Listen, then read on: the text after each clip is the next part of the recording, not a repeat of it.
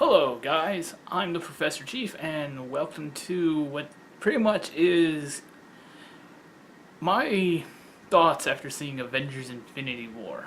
And it's only been about 2 hours since I got out of it. I saw one at 7:20, and let me just say this.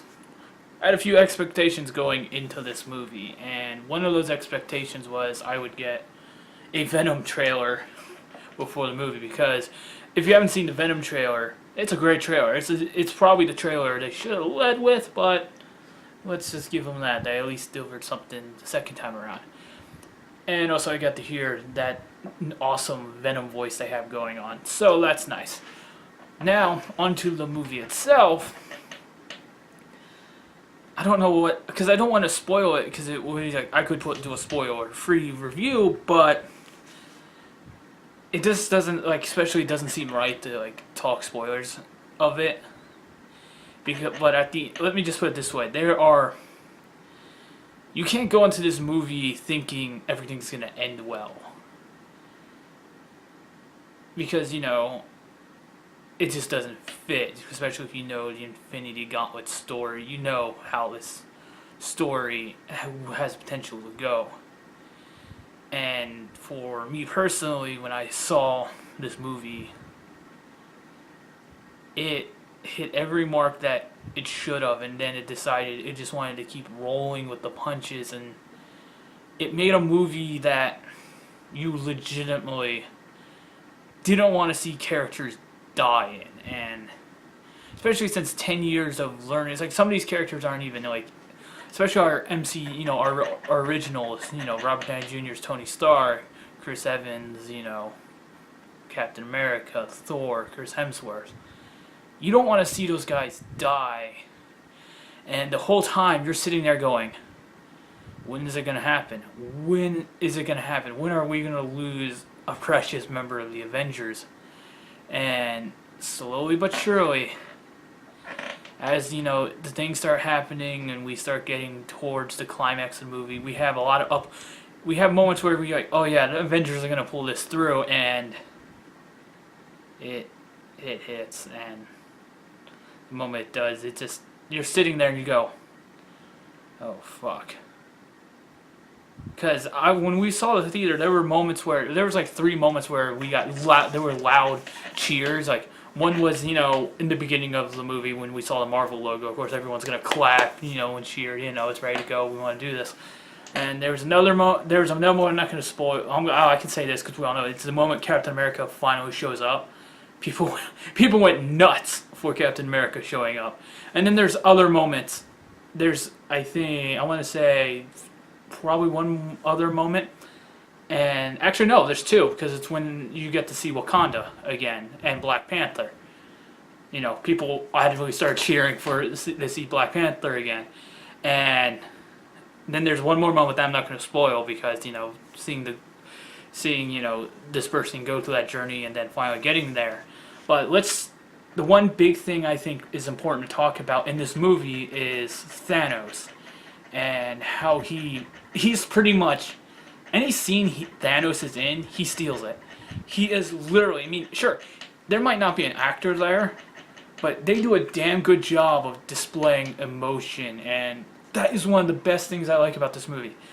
Thanos doesn't come off as just, I want to kill for the sake of killing. He goes through and actually describes why he's doing it. He tells you why he's going to wipe out half of the life in the universe. He has his reasons.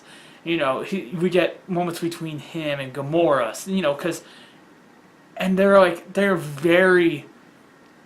very good moments for us to see Thanos, and you go, yeah, it's like, there's moments where I feel almost like I could trust Thanos. In the movie, he comes off as, out of all the villains, you got the Black Order, it's like the Black Order seems more threatening than Thanos himself. Thanos, he's threatening? Yes. When you finally get on his nerves and he finally has enough and you decide you are going to die, yeah, he's threatening.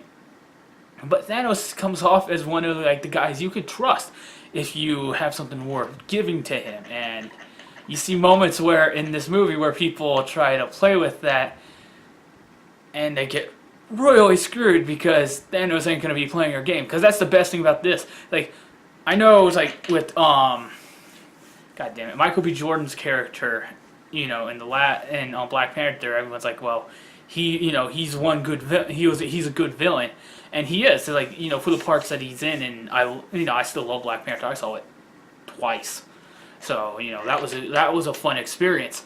This one with Thanos, he continues that trend of being a good villain, and I mean a legitimately good villain. And I've seen on Twitter people describe him as being, Heath Ledger's Joker, level of villain. And I actually, honestly, if there's going to be a Joker of the MCU, it's him. Because he comes off as a guy who is threatening to such a degree that you almost want to just, you want to follow whatever the hell he says. If he tells you to jump off a bridge, you're jumping off a bridge because you do not want to deal with whatever he's going to put you through. And there is a moment, and this moment plays out through the whole movie, that you see just how big and how scary Thanos is. And I think I will talk about that probably. Honestly, I'm just going to put spoilers in this in the title. I'm not going to spoil the whole movie. I'm going to spoil one thing, one recurring moment in the movie that I liked. And this is at the beginning of the movie. We get, we pick up where Thor Ragnarok left off with, Thanos showed up there, the Black Order, pretty much the aftermath of that. And, the Hulk fights Thanos. We get the Hulk and Thanos, Hulk is kicking, throwing Thanos around. And then Thanos starts beating the piss out of the Hulk. And, eventually Hulk, gets away. I'm not going to say how because, he gets back to Earth.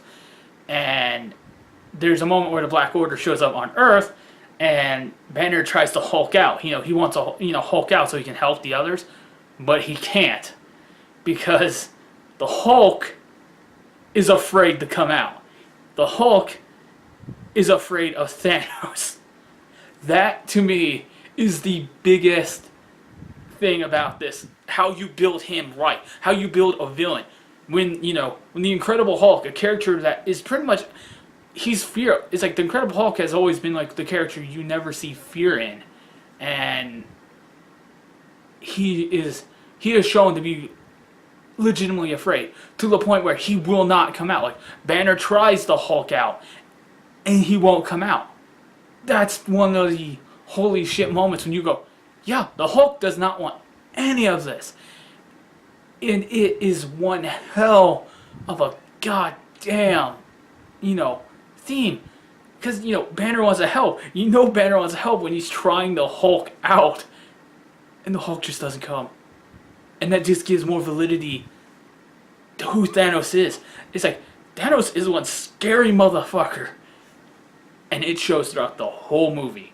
And it's, because of the way he's written, we had build up, we saw at the, the post-credit scenes of Age of Ultron when he got, he went and grabbed his gauntlet. The cool thing is they give an origin for the gauntlet itself. There's an origin for it. I'm not going to spoil where it comes from, but there's an origin. They actually describe. It's not like he just had this random thing sitting around. They described where he got it. And there's an important, see, part of me wants to discuss more spoilers, but as I said, I don't want to spoil the whole movie. But my God, it's on my mind as I speak. That's why I'm not going to record breakdown tonight. I'm going to record it tomorrow night.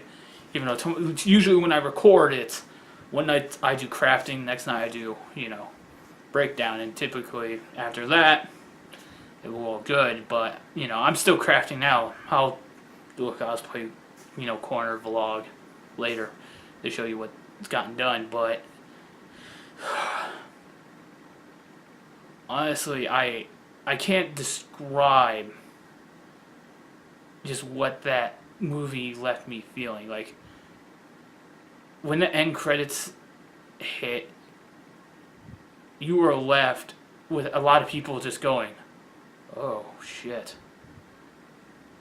And yes, that's perceived as a spoiler, but it's an important moment, something you can't talk about. There where people's like, okay, some could say like this is just going to lead up to what the next Avengers movie is, but think about that. Sure, this is lead up. This is just a filler movie before the final event.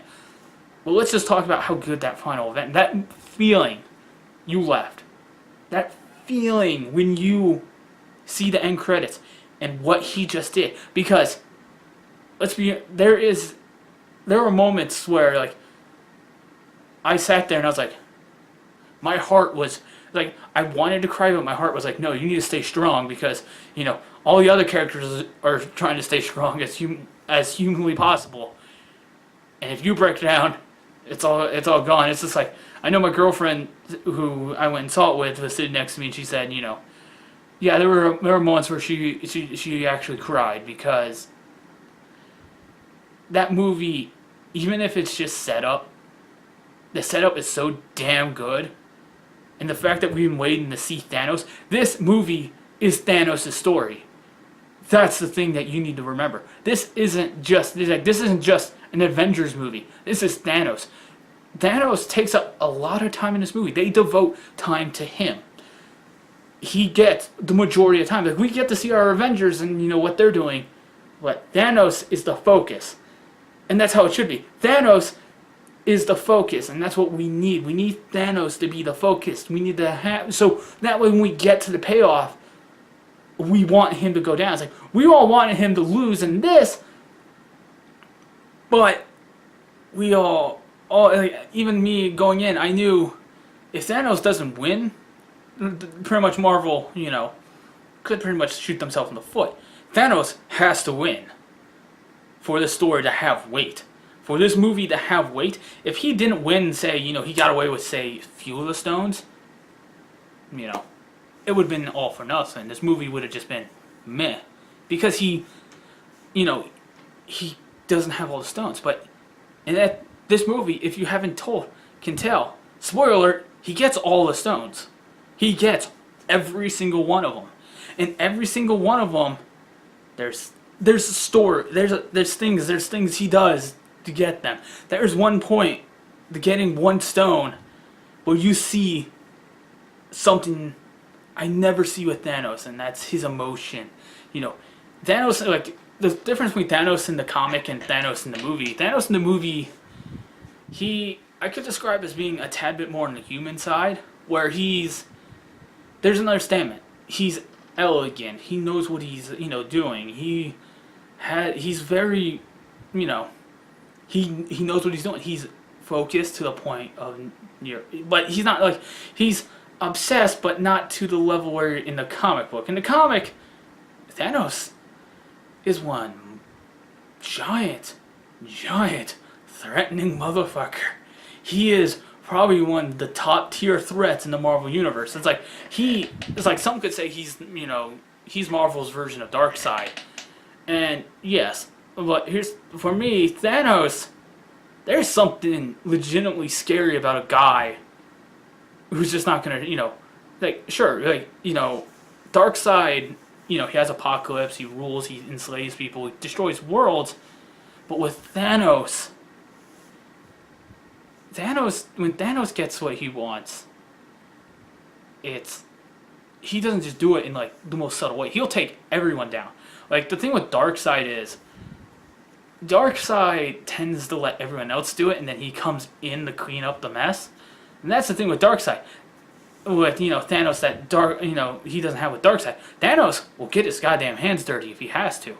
Like with Hulk, it's like, there was no interference. It was just pure Thanos. He beat the piss out of the Hulk.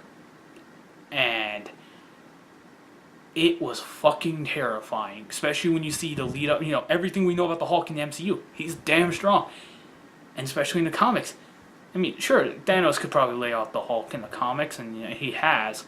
It's just, when you see it on the big screen, it shocks the fuck out of you. Because, especially since that's the opener. Yeah, you get shocked the first moment when that movie starts.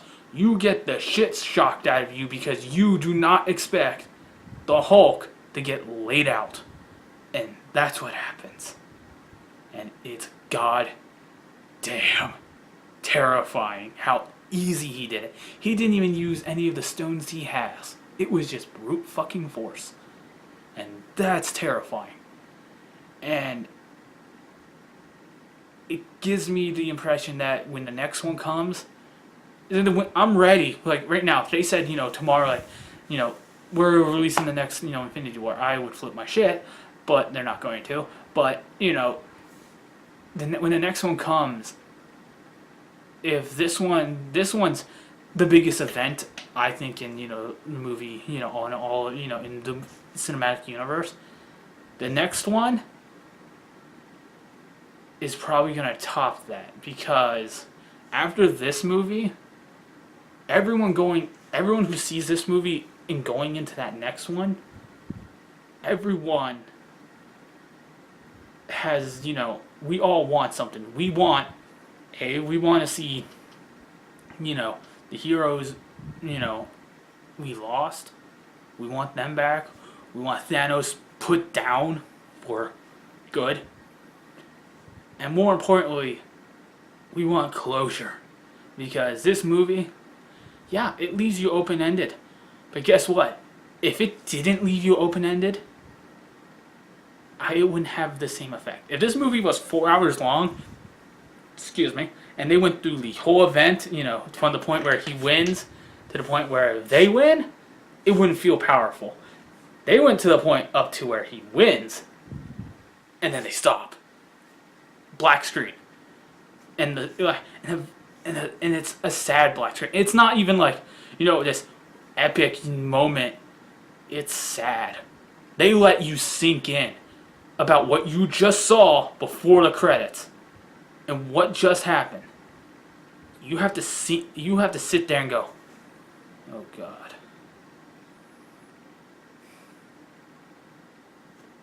Because there is no words to describe that feeling that you just saw. Because it's like you expected something bad to happen, but you didn't think what they were going to go through.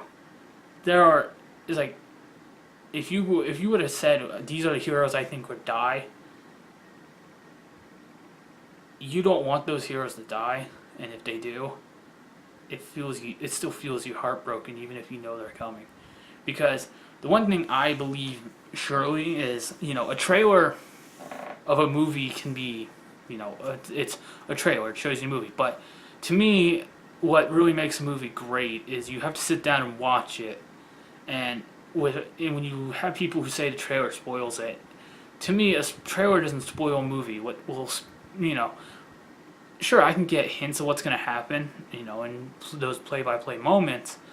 But when I go into it, I go in with the idea I'm going to see the movie and I'm going to judge the movie how it is from start to finish. And I didn't watch it. I only watched the first Avengers trailer, and that was it.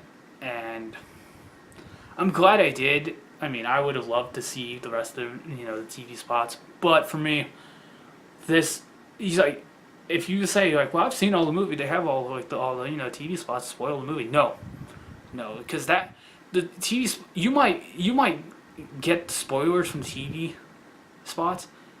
You're not prepared to actually sit there and then get basically feel heartbroken, because that's what this movie will do to you. It's gonna leave you speechless, because when we start losing characters, you start feeling them, because some characters you lose, you don't want to see gone. And the fact that we lose them, and that the only way we get them back is in the next movie. And sure, we have Ant-Man and the Wasp, which I'm pretty sure will fill us in what Ant-Man was up to probably a little bit before this, and they'll probably have tie-ins with, Infinity War. They'll tie it in somehow. We'll also have Captain Marvel, which, spoiler alert, there's not a mid-credits scene, there is an end, very, very end. So, if there's going to be none at the mid, there's just one that gives you the tease for Captain Marvel. And that one will have her coming in, and then it's, round 2.